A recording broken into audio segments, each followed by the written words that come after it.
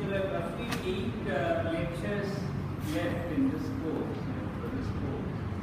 Not roughly, there seems to be exactly 8 lectures. And so at least 4 lectures would be required for completing minimum on reaction equilibrium. We haven't covered so far. So that leaves 4 lectures for other topics on phase equilibrium or combined phase and reaction equilibrium. So in view of that, the reaction equilibrium requires certain ideas that we have not yet discussed. So I thought I would first finish the minimum that we have to complete for reaction equilibrium and then use the rest of the lectures as to cover certain additional topics on phase equilibrium. Are there any questions before we go to reaction equilibrium? Okay, we consider first the single reaction.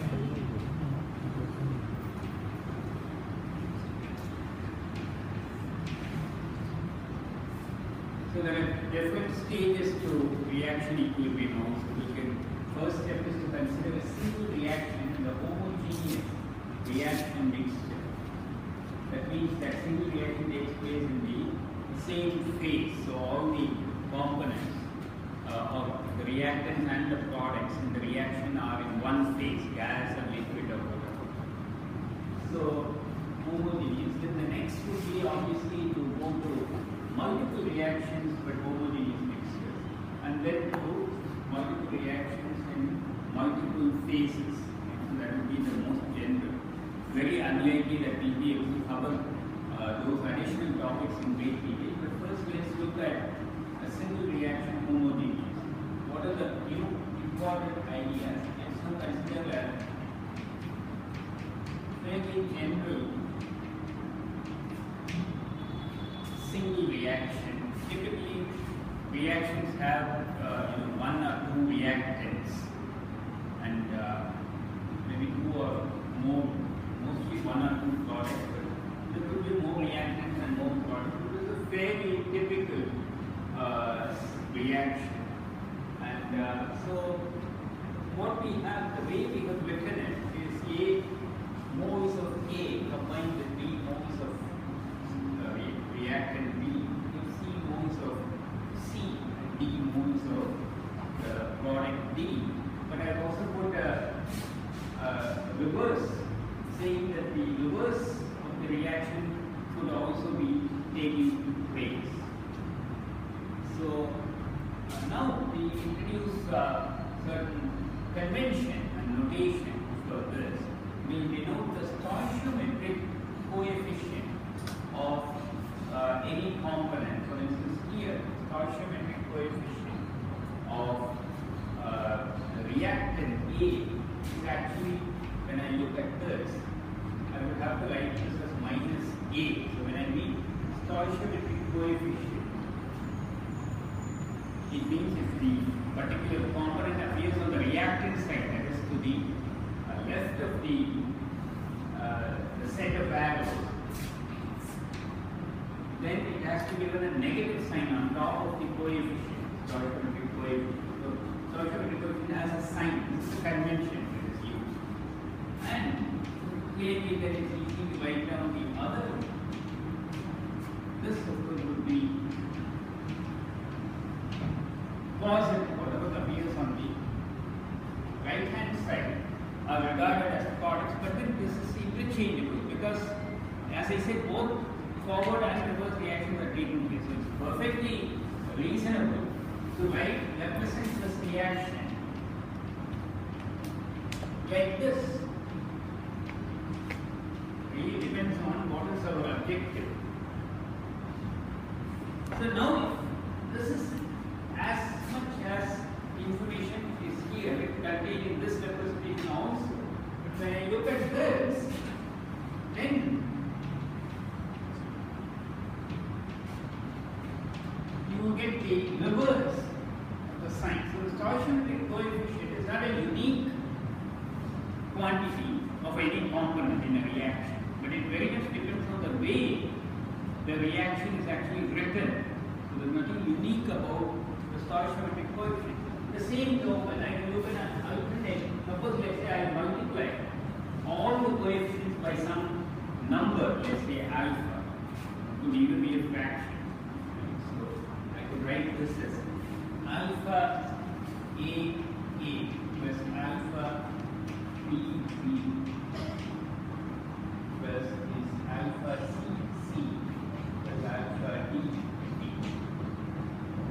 So the A goes and alpha A moves, but then I'm combining it with alpha. It's only the combining ratio that is important, the product forming ratio, but not the absolute quantity. Right? So in this case, the alpha minus alpha A and so on will fill up with this. So we all know, I mean, this, for instance, if I want to write, let's say, look at the formation of ammonia, one way of writing it is like this. You have to make sure it's all balanced. Right? That much I have the issue. And with that conservation of atomic species, that has to be all know balancing. I can't write arbitrarily. And nitrogen combines with hydrogen to give ammonia. That is just verbal. We have to write how many moles of each component are involved. So this is first step. Now, of course, it depends. When you look at formation of ammonia, then I want to write it like this, giving the possible, taking into account the possibility that ammonia might also be decomposing back to give nitrogen and hydrogen. On the contrary, my interest is in I'm sending ammonia to some reactor and I'm interested in its decomposition, then maybe I would be more inclined. That is my primary concern. Right? When we look at formation of ammonia, I would be more inclined to write it like this. And I will write it like this. So the stoichiometric coefficient of each component gets changed. It's the negative of what it was in the origin. On the other hand, I can also write half. If I want to keep the stoichiometric coefficient of ammonia 1, I could write it like this. This is perfectly valid. Atomic balance is maintained, right? And so this is a perfectly valid. So each one of these, the stoichiometric coefficient of nitrogen, hydrogen, ammonia will be different. So that is something you have to keep in mind. Once I have chosen to write it in a particular manner, then we have to maintain that. I cannot keep arbitrarily changing it as I go along, writing the other relevant equations. So this is the first step. Now, a very important quantity is because we are dealing with reactions. An important quantity, when we consider only homogeneous mixtures, a very important quantity is the quantity Rj, which is the rate of, very importantly, rate of generation of species J, and we regard it as per unit volume. So this is a surface reaction that it would be per unit surface area of the solid surface, but we generally consider homogeneous area liquid phase or gas phase or completely solid phase. So this has the units of moles per volume per time. This is a very familiar quantity you all know from reaction engineering, rate of generation of a species. It's actually per time. Rate implies per time, but it's also per volume. So that we want to calculate the total amount of J that has been generated in a certain volume and we integrate it over the volume, right? And this Rj would change as a function of position in a reactor, typically. As we all know, unless it's a perfectly mixed, it could be changing. So we have to do the integration carefully, otherwise. So this is the one. And the fundamental rule is that Rj by in a particular reaction is a constant.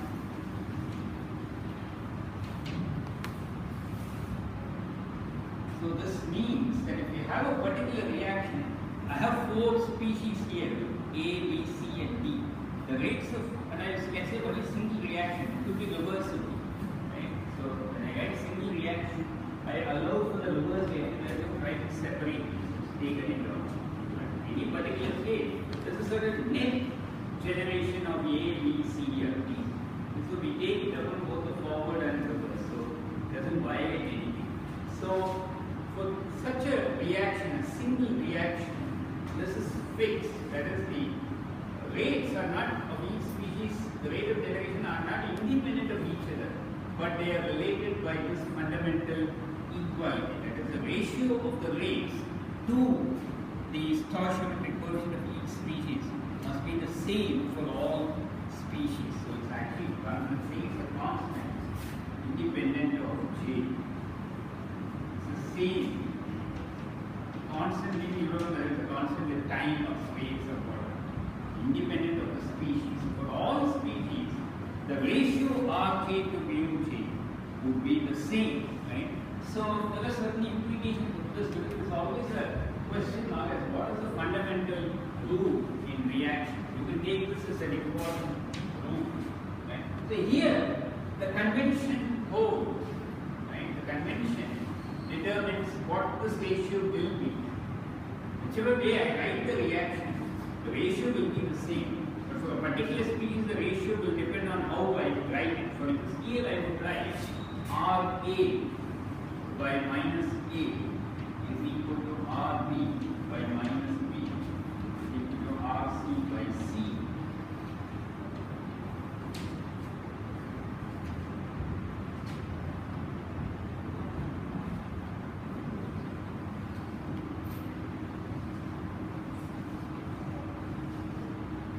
Consider a closed system where this reaction is taking place.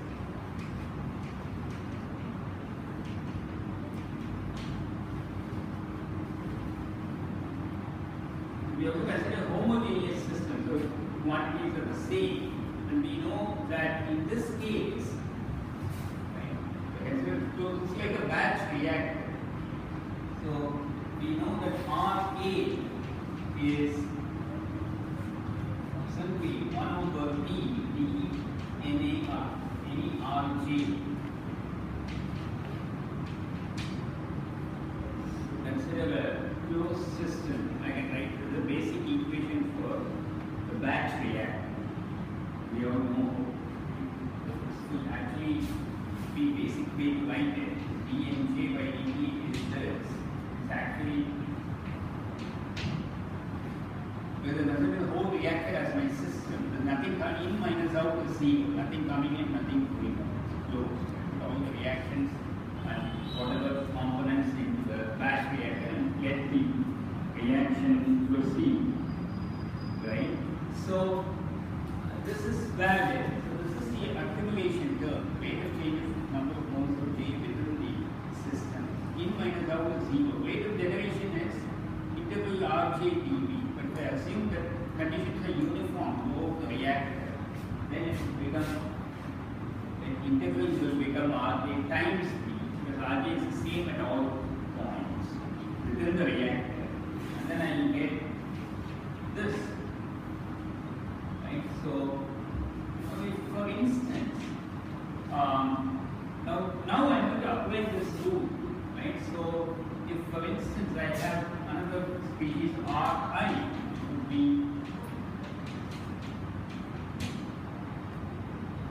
so Rj by Ri can be written as 1 over V would cancel, dnj by dt by dni by dt can be written as dnj by dni. We are cancelling dv, but this is perfectly valid relation. And I know that that is actually equal to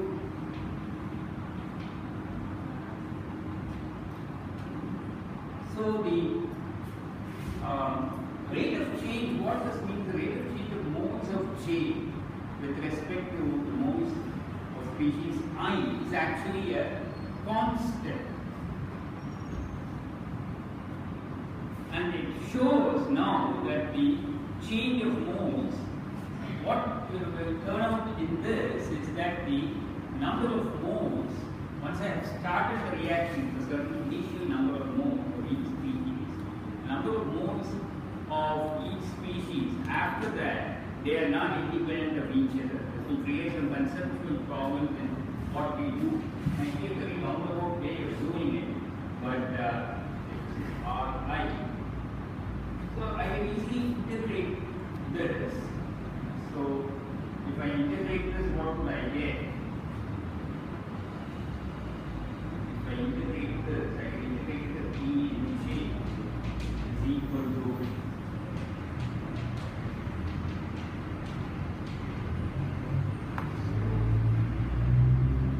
change is now happening with time.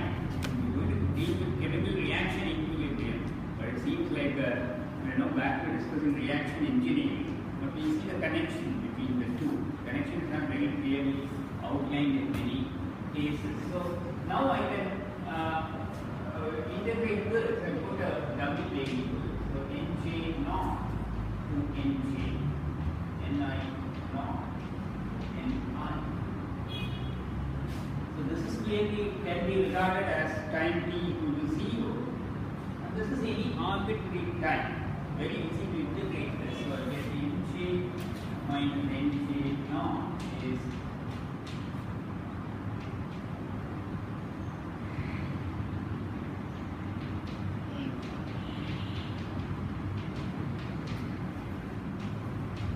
which implies that Nj minus Nj naught by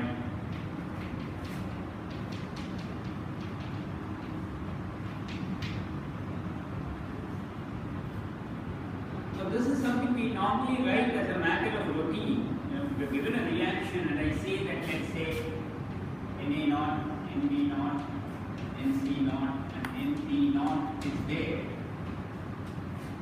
And let us say at a particular time, so this is time t equal to 0.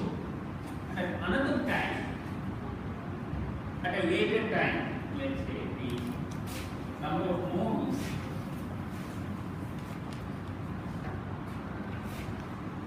of A are given, let's say. So at time t equal to some t, I say that Na moles of A are present. You all know that's all the information I need. How many moles of B, C and D are there at that instant of time can be easily written down. Right? So we will immediately write from this, the easiest way to look at this is that if Na moles are present at time t, then Na naught minus Na moles of A have reacted. Right? So now how many moles of B would have reacted to determine. So Nb would be Nb naught. That is the initial number of moles of B that is present. And we have to find out how many moles of B would have reacted. If Na naught minus Na moles have reacted of A, then clearly the number of moles of B that would have reacted would be how much?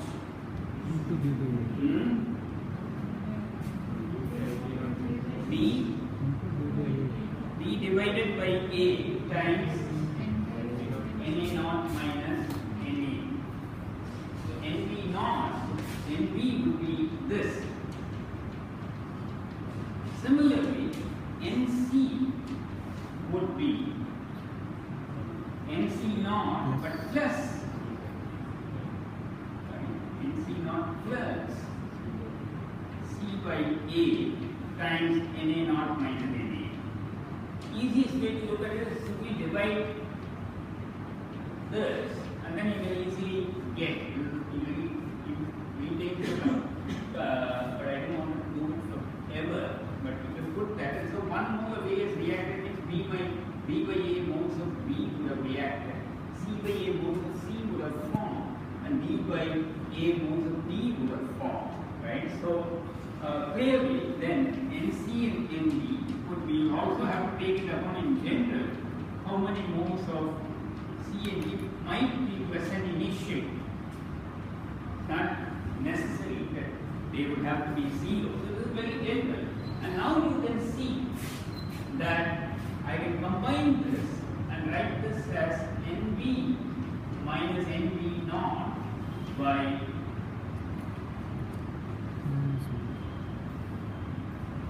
minus B is equal to NA minus NA naught by minus A, which is equal to NC W.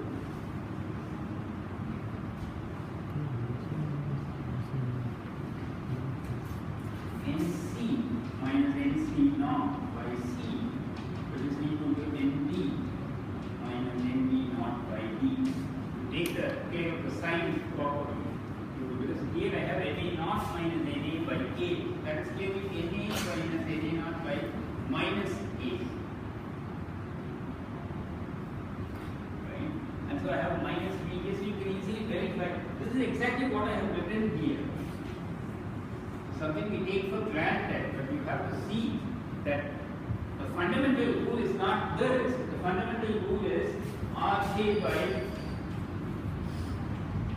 Uj is independent of J. Then you have to see how many other assumptions I invoke. That is a closed, that is irrespective of what reactor is used to carry out the reaction. The fact that Rj by Uj is a constant independent of J. The same for all species. The reaction will be taken in a flux flow reactor or some other reactor. We don't really care. That is independent of the reaction. What we are getting here is based on so many of these assumptions, right? And so possibly this will be valid even if the system is not uniform. I don't know, but you have to see that this is now consistent with what I have derived here. What I want you to see is that when this we write down almost without any thought is actually a consequence of this. It is a general rule that you have to keep in mind. Whether this kind of, for example, we write this for flux flow as well as CSTR also. Similar relations like this, right, in terms of the flow rate, you have to verify whether that always will be true or not. Right? But it's very clear that for a batch reactor, closed system, this is true. Key point here is the point I mentioned that the mole numbers of each of the species are not independent of each other, but they are related. So using this main idea, I will now derive the well-known criterion for equilibrium. Right? So for that, it is conventional. Again, this proof is somewhat of a hoax, but I will follow, since I can't give anything better at this stage. So I'll first write, we seem to consider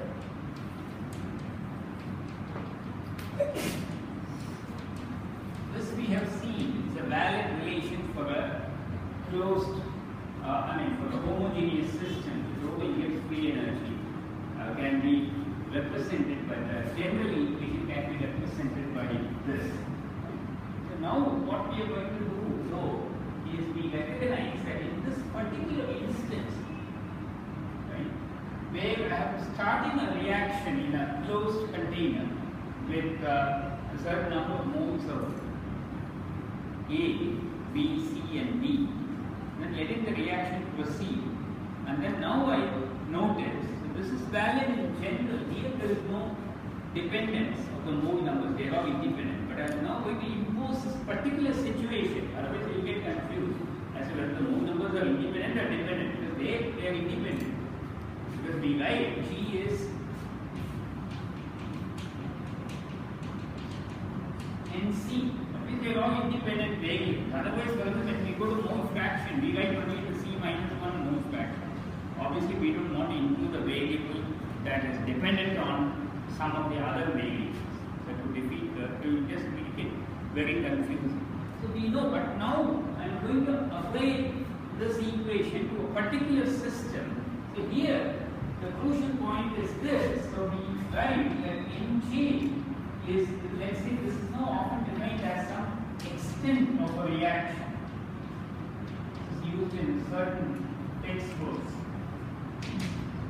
This quantity, because it is again independent of J, because it's the same for J as it is for species I or for any other species in a single reaction taking place in a closed batch reactor. So now I am imposing that. It's not an arbitrary situation, but a particular case. So if I am now imposing that, so I can now write any, for any I,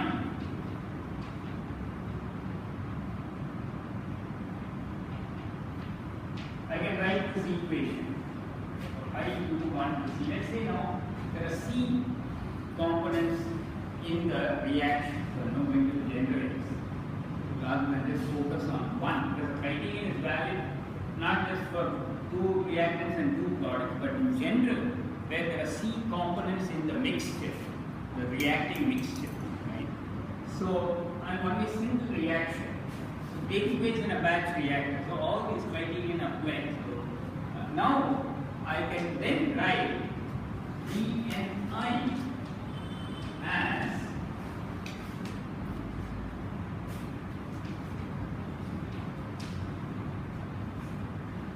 because Ni naught is a constant, it's a fixed quantity. So I get this. So I now substitute it here. So need a final result that is important. The proof that I'm giving, I don't quite even recommend this as a proof. It's not qualified as a proof, but I write this now as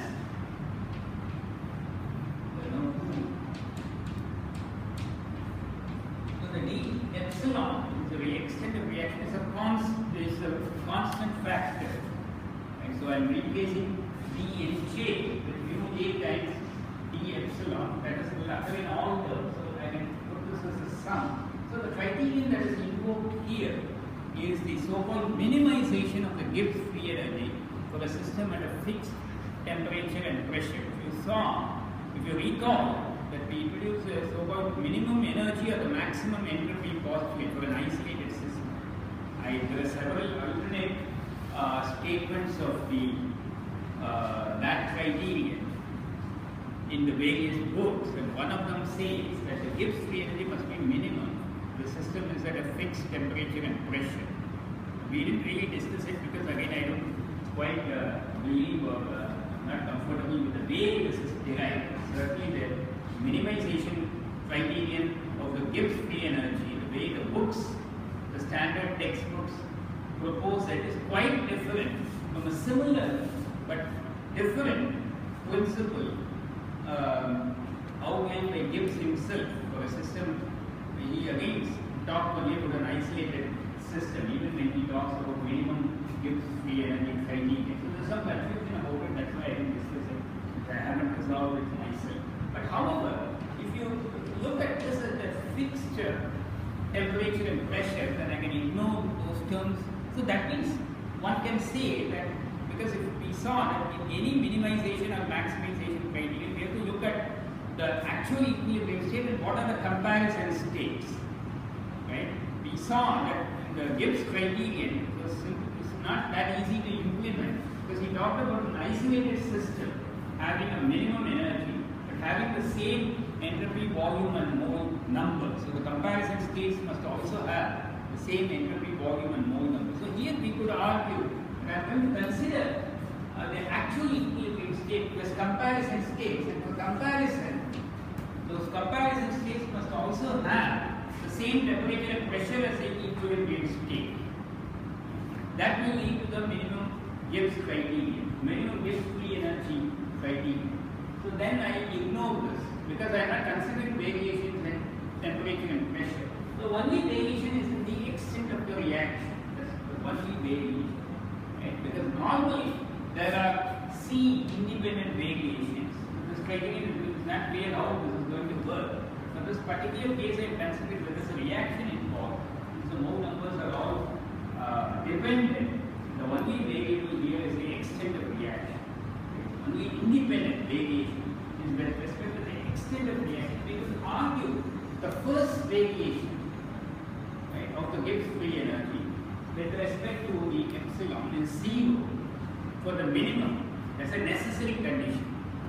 Right? So from this, from the minimum G criterion, we can simply conclude that sum of G equal to 1 to C equal to 0.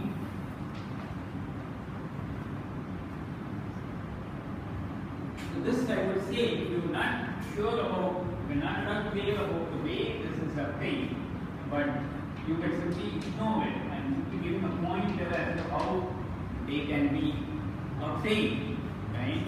What criteria lead to it. But at the background is some minimum criterion again. This is we gave the minimum gives free energy criteria.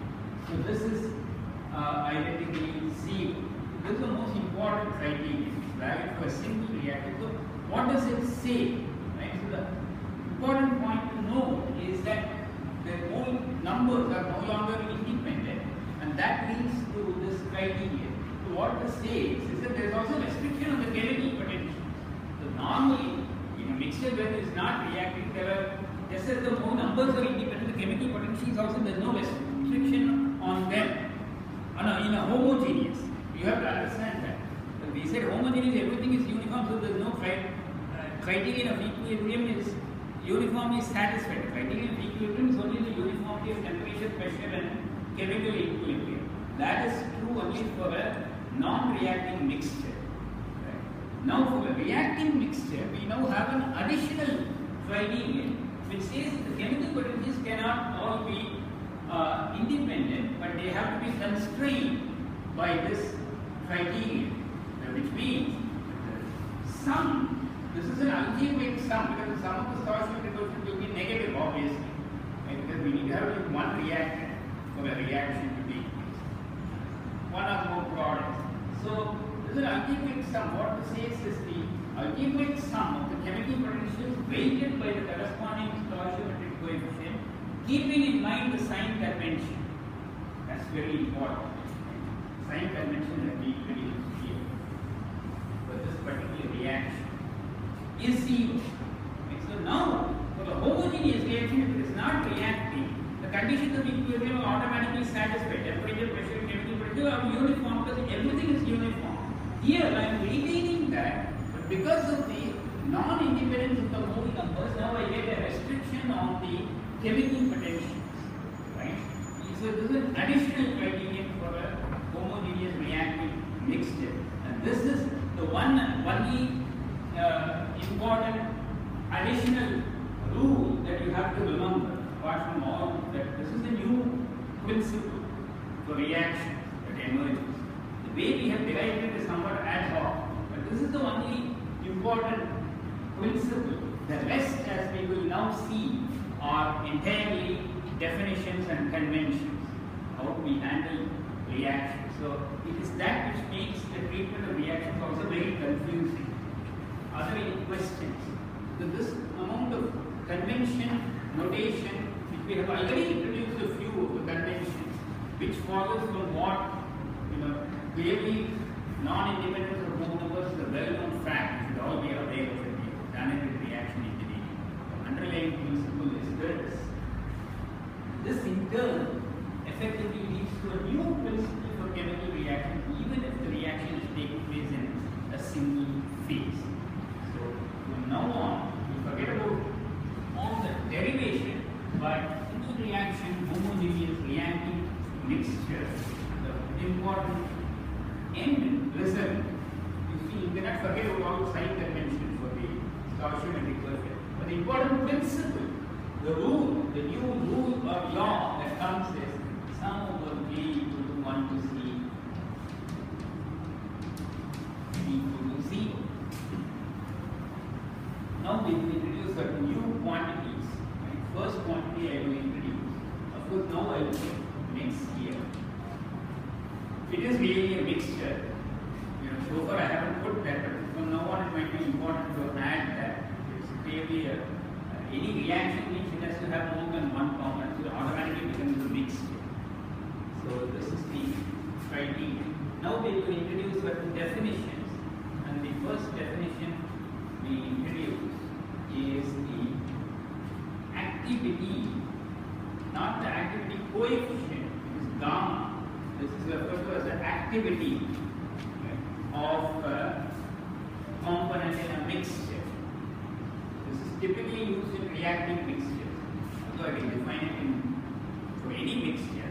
It is typically used widely in reacting mixtures. Now this is, to recall what was the definition for the activity coefficient, right? It was exponential mu J mix minus mu J ideal solution by RT. Ideal solution. That's also a mixture containing the same component but behaving as an ideal solution whose property we have already listed. That is an activity coefficient. Now the activity is very similar. Exponential is same. 1 over RT is same. This is also same. Chemical potential of the mixture comes in. The next one is the one that causes the maximum confusion, and that is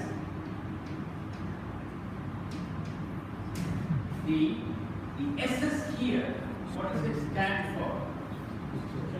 The standard state of component J. So it is some state.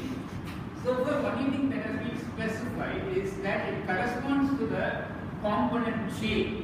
So that means if you are having an ammonia formation reaction, there are 3 reactants. There is a standard state for each species. One for nitrogen, one for hydrogen, one for ammonia. So it does correspond to that species. Right? It's a chemical potential associated with that species, but it doesn't have any further information. That's something that we have to fix. Now there are certain conventions associated with standard state. What are those conventions? We have to very clearly remember them. The conventions with standard state are, you cannot be arbitrary. I cannot choose any state of the species J, right? Convention for standard state. One, temperature of the standard state. Because it's chemical potential, right? It can be either a pure component standard state or a mixture standard state. So the standard state I have put, it can correspond to the pure component J, that is I'm looking only J. Or it could be a mixture, it means J is in a mixture, not arbitrary mixture, the same mixture as a reacting mixture. So there are 2 types of standard states possible. Now the pure component standard state, how many variables I need to specify clearly the pure component standard state. It is pure component for the chemical potential of any quantity. How many variables? 2 variables. Temperature and pressure, because that's what we most conveniently deal with right away. All 2. Right? Now the 2 variables I have to choose now. Now the convention says choose the temperature. There is no choice actually. This is what the convention dictates. So if you want to follow the convention, you have to follow this. Temperature is temperature of the reaction, actual reaction. Ammonia I can consider whatever the reaction that I am going to specify. That will determine the temperature of the standard state. Now pressure has to be fixed.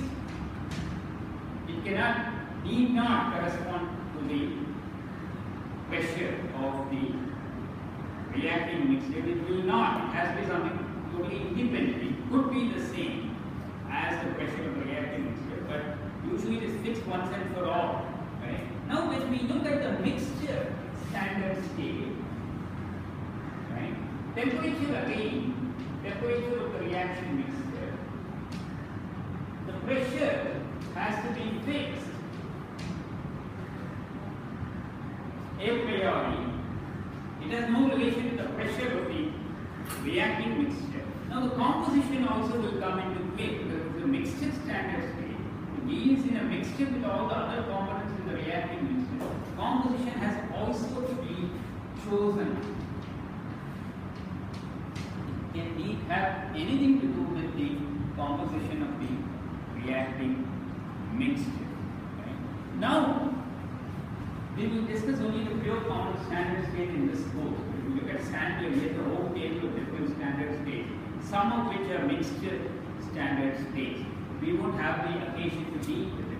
We will deal with pure component standard states. There are 2 important pure component standard states. we will now consider what those are. Standard state 1, right, is the so-called ideal gas standard state. Which means what? Which means both the pure component, I'm going to consider two pure component standard state. J1 is mu J ideal gas.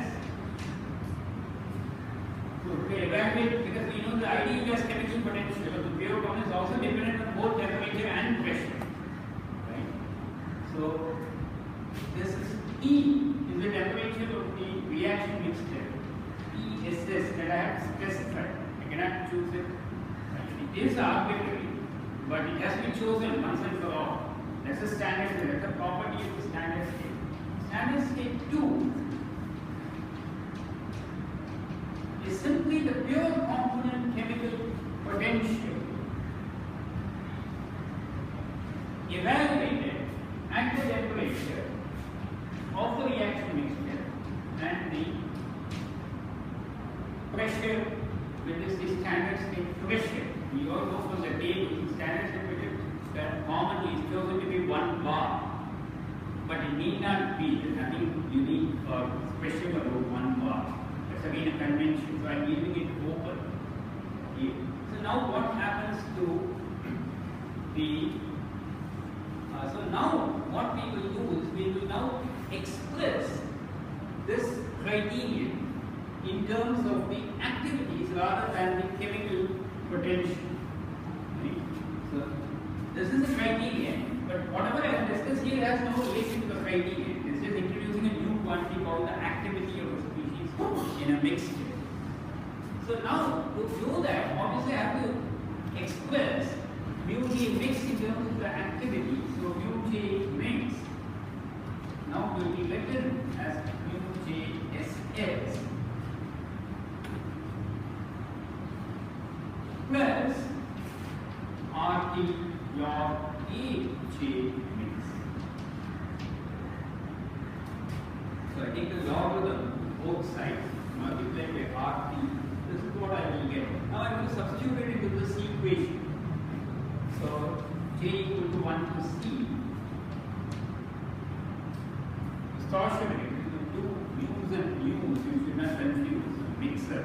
This is the stoichiometric coefficient. This is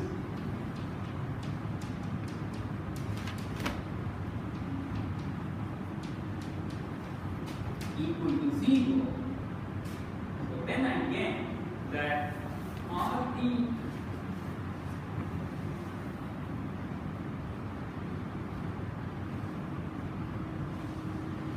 then this implies that RT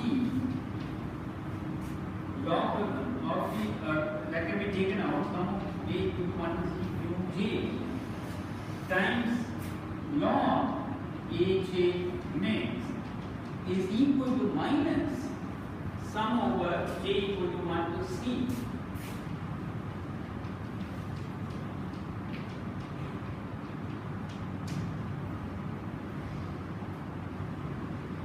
This algebraic manipulation. So I am taking one part, retaining, taking the other sum to the other side, you get a negative sign. Right? So now this can be written as, this is now the first, I will write this as, because mu J times the logarithm, right?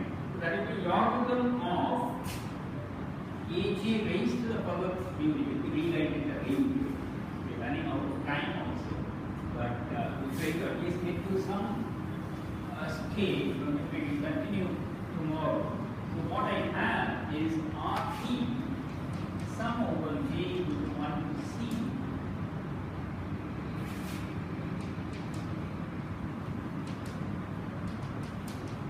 minus sum over J equal to 1 to C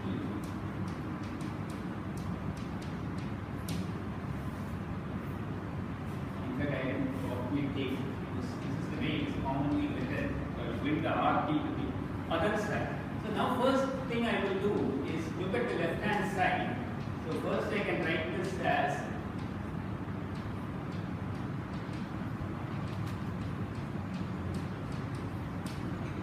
logarithm of something power a, let's say x power a, is a logarithm x, right? So that's what I'm using. Now, this is logarithm, a sum of logarithms.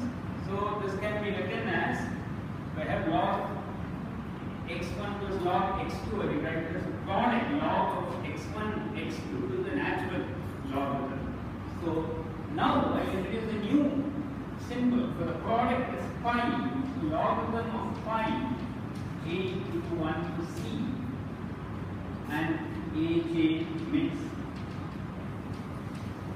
So first I get the exponential into the logarithm, because it appears as a product for each term. So each term I look at, and each term I convert it to this. Then I see that this is a sum of logarithms that we will written as the logarithm of a product, right? So I am introducing a new symbol, and this is equal to minus 1 over RT sum over V into 1 to C. Now I will define a new quantity called the equilibrium constant based on activity. Very important, because often there are so many equilibrium constants, at least half a dozen, and no one knows which one has to appear in which equilibrium. This is famous, equation that is written is k equal to exponential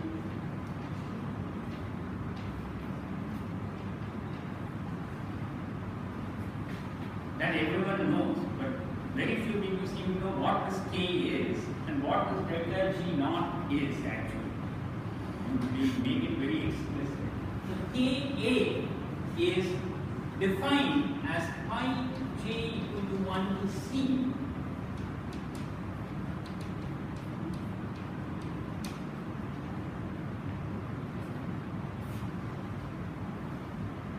So with this definition, I get logarithm of Ka is minus 1 over RT.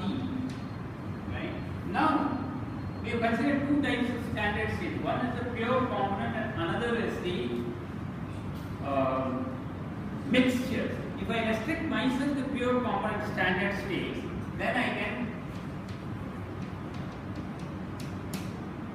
replace this by Gj.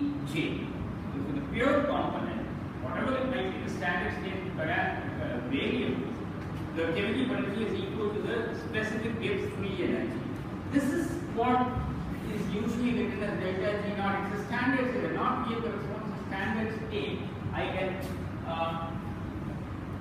now, so this can be regarded as minus 1 over RT delta G reaction standard state.